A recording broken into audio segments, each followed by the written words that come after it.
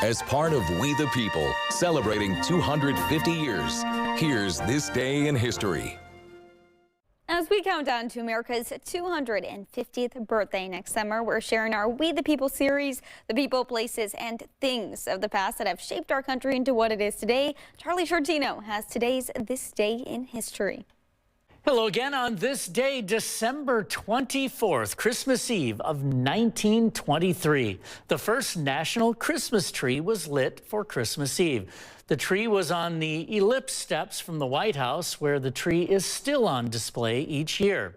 The first tree was from Middlebury College in Vermont and was 48 feet tall. The tree was lit by President Calvin Coolidge using 2,500 electric lights. They were colored in red, white, and green.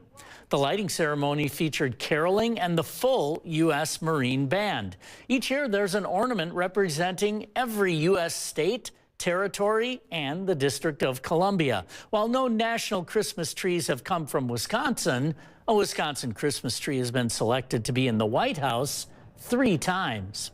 That's This Day in History for December 24th. For We the People, I'm Charlie Shortino.